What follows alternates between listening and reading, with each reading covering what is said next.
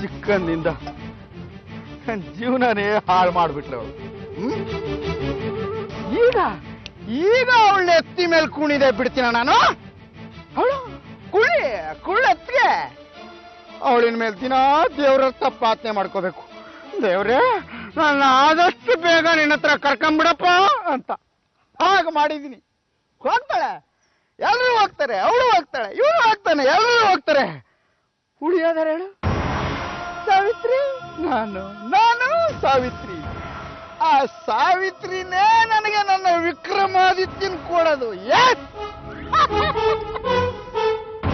ಪರಶು ವಿಷಯದಲ್ಲಿ ನಾನು ನಡ್ಕೊಂಡಿದ್ರ ಬಗ್ಗೆ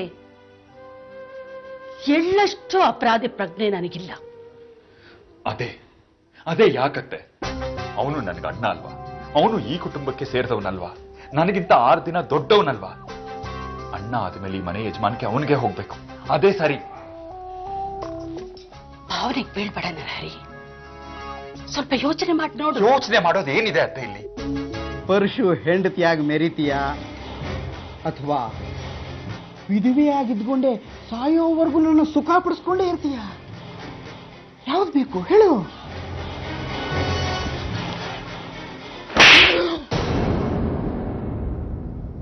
ಯಾರು? ಓ, ಮಾವಯ್ಯನಾ ಅಂದ್ಕೊಂಡೆ.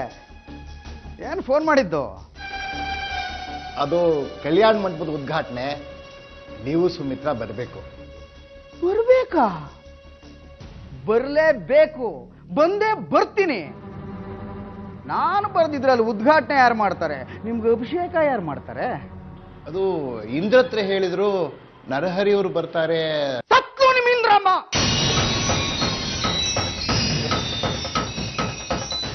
ಯಜಮಾನ ಉದ್ಘಾಟನೆ ಮಾಡಬೇಕಾಗಿರೋದು, ಹೌದಾನೆ? ಮನೆ ಯಜಮಾನ ನಾನು. ನೀವೇನಾರು ನರಹರಿ ಅಂತ ಬ್ಯಾನರ್ ಎಲ್ಲ ಹಾಕ್ತಿದ್ರೆ ಹಳ್ಳಿಯವ್ರ ಚಡ್ಡಿ ಸಮೇತ ಕಿತ್ತೀನಿ. ಇಂಥ ರೂಪಾನ ಅಣ್ಣನಂತ ಅರಸಿಕನಿಗೆ ವ್ಯರ್ಥ ಮಾಡ್ತಿದೀಯಲ್ಲ. ಬಹಳ ದಿನ ಹೀಗೆ ಇರೋಲ್ಲ. ನೀನು ನನ್ನ ಅಂತಃಪುರಕ್ಕೆ ಬರಲೇಬೇಕು, ಬಂದೇ ಬರ್ತೀಯ. ಆಗ ಈಗ ಒಂಟಿಯಾಗಿ ಚಾಪೆ ಬೇನ್ ಮಲ್ಕೊಳ್ಳುವಂತ ಪ್ರಸಂಗನೇ ಬರೋದಿಲ್ಲ. ಇಲ್ಲಿಂದ ಹೊರಗಡೆ ಹೋಗಿ. ಇಲ್ಲಾಂದ್ರೆ ಏನ್ ಮಾಡ್ತೀಯ?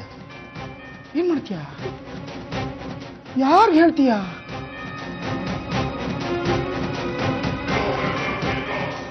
ಅಣ್ಣನಿಗೆ ಸಂಬಂಧಪಟ್ಟ ಪ್ರತಿಯೊಂದು ಈಗ ನಂದು.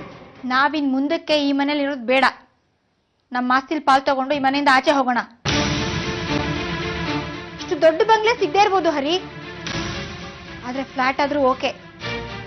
ಪರಶು ಈ ಮನೆ ಯಜಮಾನ, ಆ ಭಿಕಾರಿ ಸುಮಿತ್ರಾ ಈ ಮನೆ ಯಜಮಾಂತಿ ಅನ್ನೋದನ್ನ ನನ್ನಿಂದ ಸಹಿಸಕ್ಕಾಗಲ್ಲ. ನೋಡು, ಮನೆ ಒಡೆಯೋ ವಿಷಯ ಮಾತ್ರ ಮಾತಾಡಬೇಡ. ಮಾತಾಡ್ತೀನಿ.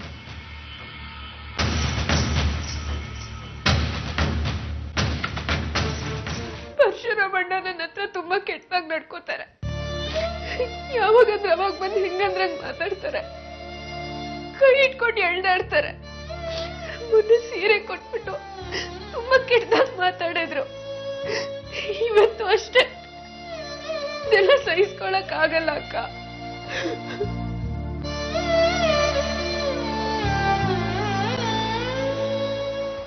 ಬಂದವಳು ಕೋರ್ಮಂಗ್ಲು ಫ್ಲಾಟ್ ಬಿಗಿದ ಕೈ ಕೊಟ್ಟಿದ್ದೀನಲ್ಲ, ಅಲ್ಲೇ ಇರಿಸೋಳ್ನ. ಈಗ ಬರಲ್ಲ, ಬೆಳಗ್ಗೆ ಬರ್ತೀನಿ. ಹೋದ್ ಸಲಿಯಾದ ಯಾವ ಇಡವಟ್ಟು ಈ ಸಲಿ ಆಗಬಾರ್ದು ಅಷ್ಟೇ.